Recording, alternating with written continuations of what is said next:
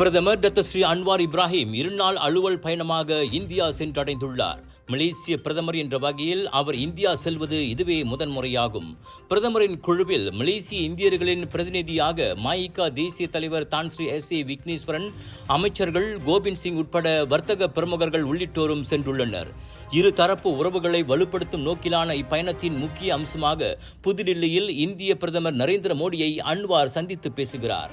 அதன்போது ஆழ்பலம், சுற்றுலா, சுகாதாரம், ஆயுர்வேதம் உள்ளிட்ட துறைகளை உள்ளடக்கி 7 முக்கிய புரிந்துணர்வு ஒப்பந்தங்கள் கையெழுத்தாக உள்ளன.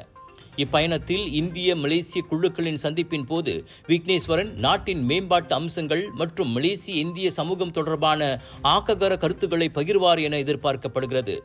ஏற்கனவே இந்தியா மற்றும் தெற்காசிய நாடுகளுக்கான சிறப்பு தூதராக பணியாற்றிய அனுபவம் இருப்பதால் விக்னேஸ்வரனுக்கு பிரதமரின் பயணத்தில் இம்முறை முக்கியத்துவம் அளிக்கப்பட்டுள்ளது.